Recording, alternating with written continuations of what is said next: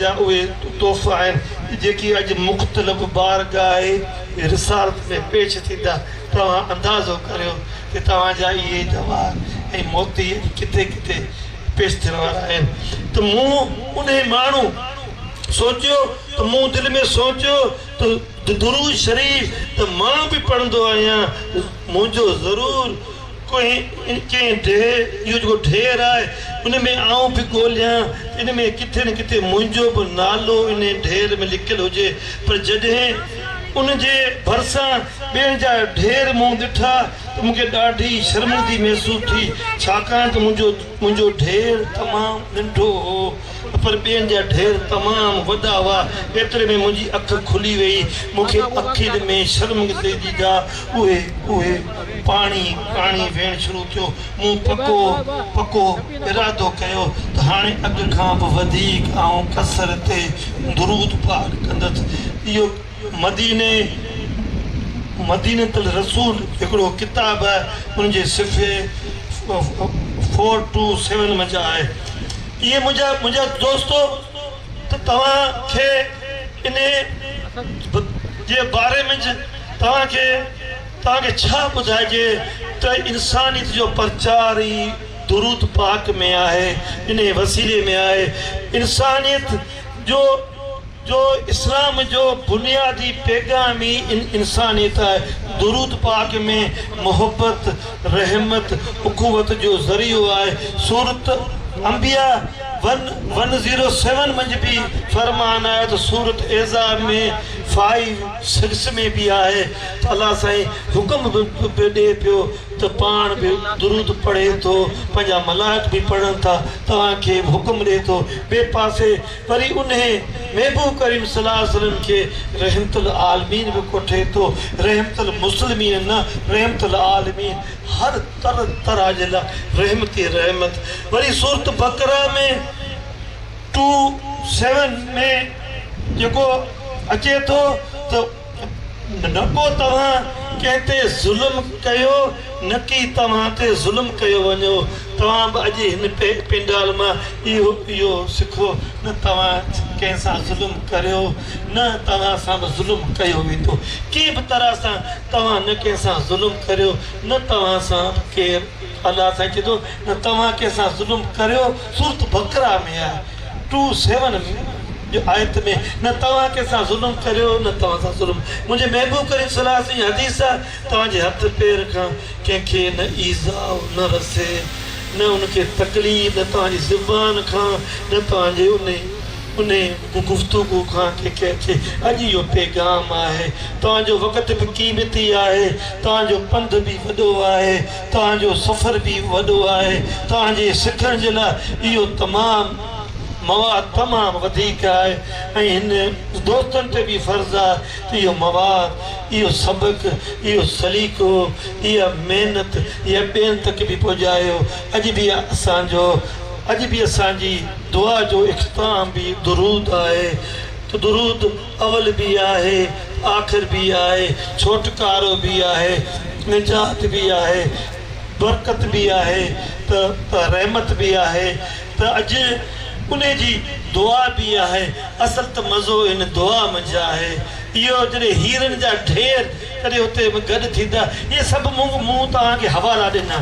असांखे माशरो भागी थो करे, असांखे वॾा असांखे कंहिं न कंहिं तरह सां मज़हबी के ठेकेदार, असां जहिड़ा नाहल पीर, आऊं त कहिड़े पीर कोन आहियां, पर असां जहिड़ा के नाहल पीर, के मज़हबी स्कॉलर पंहिंजे कारोबार खे चमकाइण जे लाइ तव्हां सां ठगियूं बि असीं करियूं था, धोखा करियूं था, पर असांखे त नथ पेल आहे, संगरूं ॿधलनि।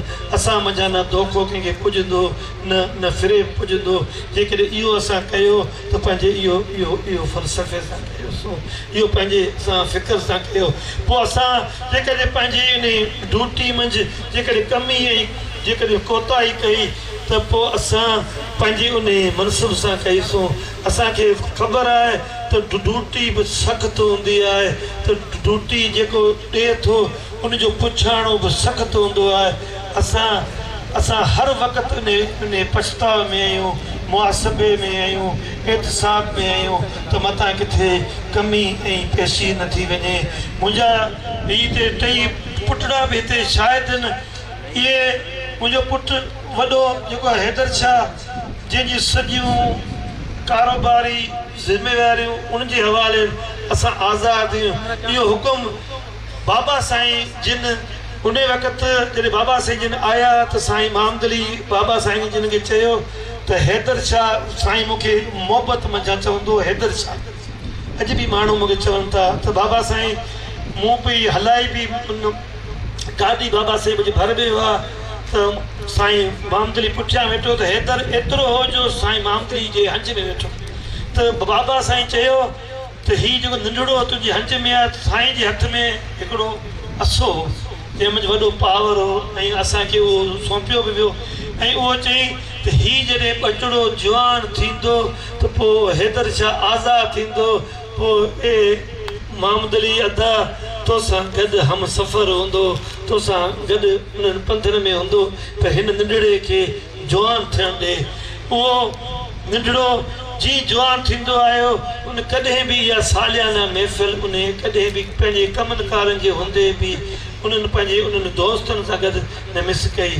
ऐं ईअं मुंहिंजो ॿियो बि जेको ॿचिड़ो उनजो नालो, जॾहिं मुंहिंजी मोहबत जी इंतिहा खां वधी वई, ॾाॾा साईं सां मुंहिंजी मोहबत एतिरी थी वई जो मूं बाबा साईं खे बि अर्ज़ु कयो त आउं पंहिंजे ॾाॾा साईं जो हितां खां जेको सो चाहियां थो त हितां खां साईं जो लैद खणी ऐं उते पाण वटि वञा। आउं रोआं पियो, मुंहिंजी हिकिड़ी कैफ़ियत वई वञे, पर मूंखे मुंहं ते हथु फेरे ऐं मूंखे चयो वियो त तव्हां वटि वरी तव्हां इहो अलाह जो माना कुझु हिनखे छॾियो, तव्हां वटि उन सूरत में उन नाले सां तव्हांखे उहो सौंपियो वेंदो।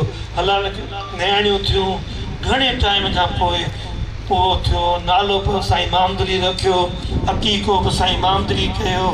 ऐं साईं मामदली जेको ख़ुशियूं कयूं, ॿ टे पाॾा साईं उते उहे बि साईं मना कया कया।